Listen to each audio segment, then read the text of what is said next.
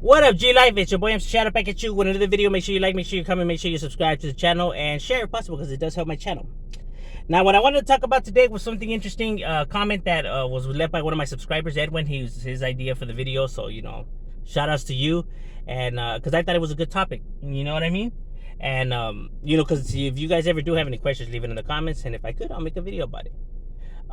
He asked, why, at what age do homies become gang members, and why do they become gang members? Now, for the understanding, it must be explained this way, and I'll give you my background on it. Where's my proof? The fact that I am a gang member, I've been a gang member almost my whole entire life.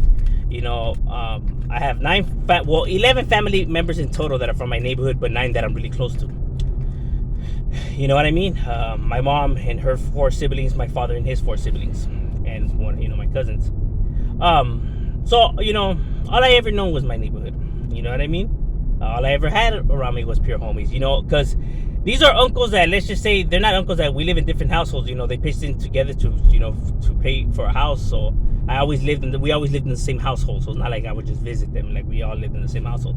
So you can imagine, growing up was pretty chaotic. You get what I mean? So all I known ever was homies. All my friends that I ever had, ended up being from my neighborhood. It was just like they would come over and it was just ended up happening like that. So all I know is just pure homies. You know what I mean? Everyone I hang around with is a gang member. I hardly know anybody that's not a gang member. It's rare that I'm hanging out with somebody that's not a gang member, to be honest with you. I just feel more comfortable around. It's like I feel more at ease and at peace like that. I don't know why. It's the reason why I went into studying psychology. I wanted to better understand, my thoughts, the way I think, why I think the way I think, and behave the way I behave. You get what I mean? So the fact that I have some insight into it, it gives me like a little bit more of an edge, when it comes to like studying, this kind of mental. You get what I mean? Because I know what makes a homie, obviously. Now,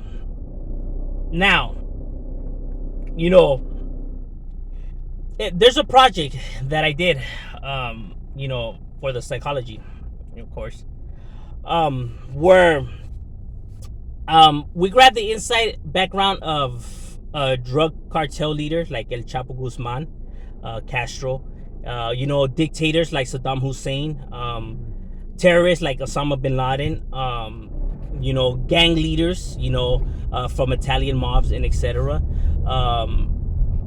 And serial killers and mass shooters.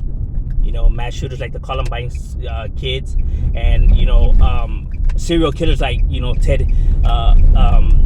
Ted Bundy and John Gacy and etc. And people are like, well, what does it have to do with anything? Even though one is a drug lord, one is a dictator, one is a terrorist, one is a mass shooter, one is a serial killer, and one is gang members, right? They're different lifestyles. They're all different lifestyles. Very true. But they have one thing in common, right? They're all bad things. They're all things that human beings shouldn't be doing, you know what I mean? Or at least shouldn't be behaving this way. So that is the reason why, I decided to do the project the way I did it, right? And to look into, these backgrounds. Because there's still activities that people, shouldn't be, including prostitution as well, for females and stuff like that. And even though they're all located in different parts of the world, right? The Middle Eastern, Italy, and different parts of the United States, right? And in different different eras, right? From the past and present. So they're all different, right? Different cultures, different time, different everything. But they had one thing in common. Could you guys guess what that one thing is?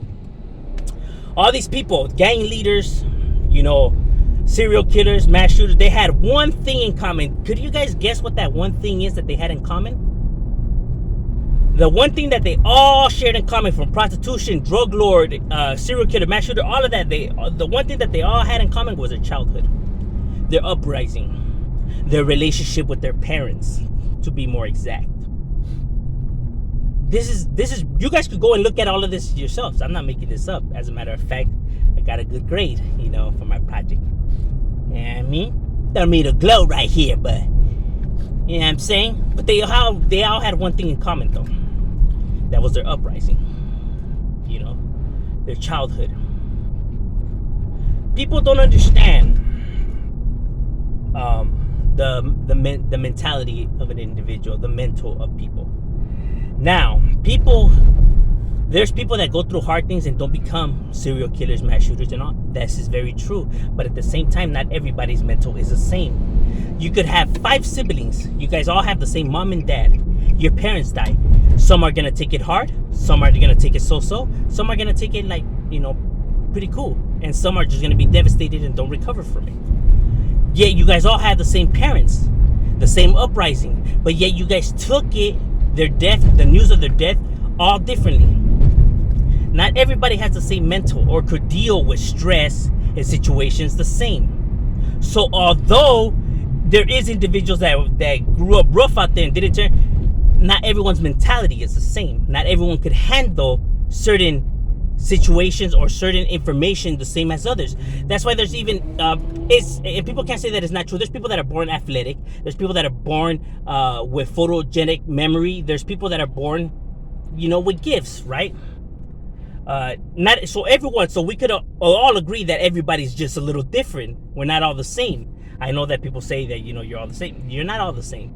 That's why in school you see that some kids learn faster than others. We're not all the same, bro. It's not because these kids are paying attention more than this. Just some could grab knowledge a little bit better than others. But that doesn't mean that they're better than you, because you might have something that you're better at that person in. You know what I'm saying? So we all have our abilities.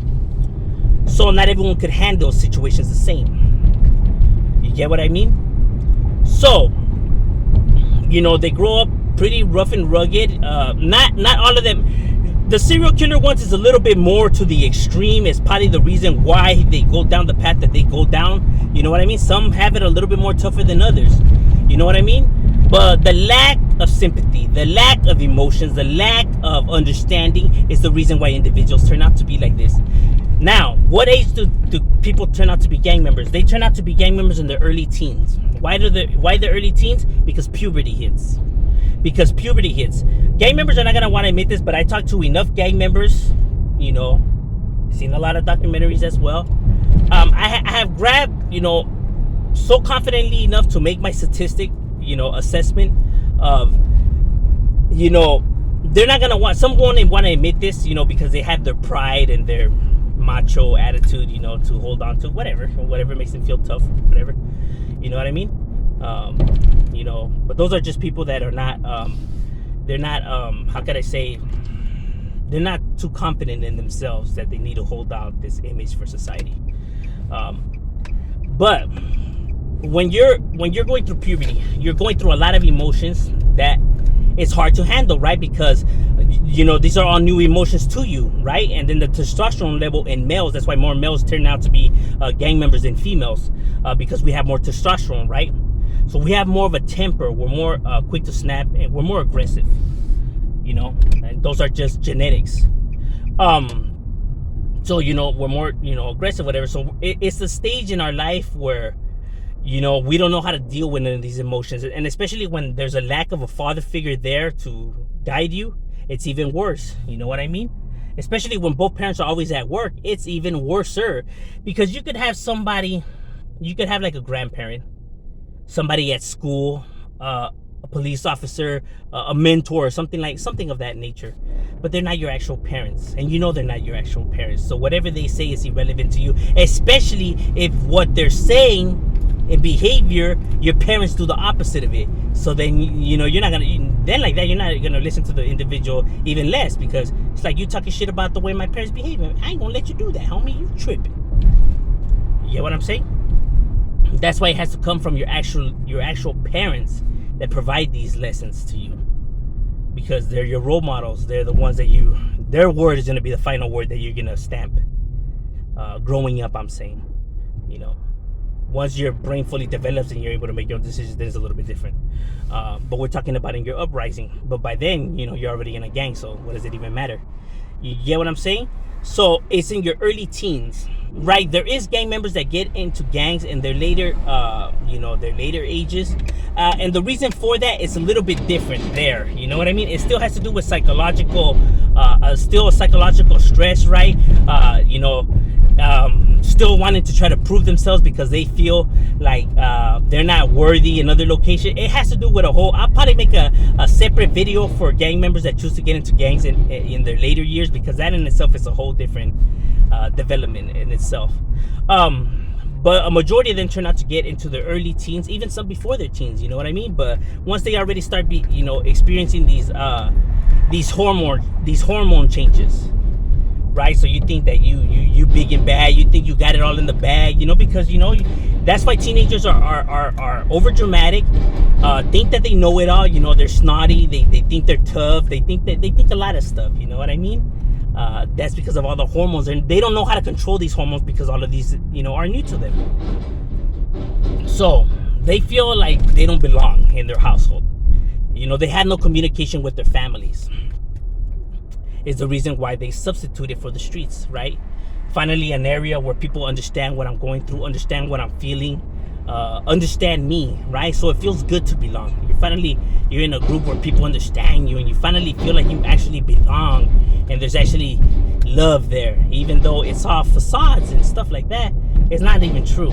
That in itself is a whole different lie, because there's homies that care about each other. Like, I love each and every one of my homeboys. I'm actually there for all my homies. My homies have always been there for me, supported me through all my decisions, support me through what I do now, even despite what people want to talk shit in the comments or whatever. If they're not from my neighborhood, then their opinions of the way we conduct ourselves is irrelevant. The opinion of the neighborhood is the only one that matters when we're talking about streets, for them to try to give their points of views of how stuff is or how it should be. If you're not from a neighborhood, you don't get to talk. Even worse, if you're not from my neighborhood, you don't get to talk. You get what I'm saying? So, but there's a brotherhood bond there. That is the reason why they join in gangs, and that is the reason why they join in their early ages. You know what I mean? And a little bit assessment behind the criminal mind of why individuals choose this path. The lack of parenting, the lack of emotions, the lack of bond and family time and understanding is the reason why they choose to become gang members. And that is the reason why they choose to become gang members at that age. You know what I mean? When, puberty hits, you're feeling a bunch of emotions you don't know how to control. Other kids have problems, but their parents are at least somewhat there, right? That's why they're kind of like in the middle of the line. They do bad things, but they don't end up fully be going all the bad way. You know what I mean? It's because their parents are somewhat putting up an effort, compared to these people whose parents don't put up no effort. Not intentionally. I'm not saying that they're doing it on purpose. They could be going through their own stuff, themselves. But the fact that that's lacking is why they turn to the streets, is why these problems exist. All over the world, gangs were starting simultaneously. Gangs have always existed. Groups of individuals that rebel have always been around. They're called different things back in the Roman days and the Knights and all of that. But essentially they're still gangs. These problems have existed since forever. These are not new things. Where people hold symbols and call their groups a certain name and give themselves nicknames, and it's their own clubs, and they rebel against the governments or the emperor. These are not new problems. It's understanding the psychological mind. I'm just saying, hey, Shadow, we out.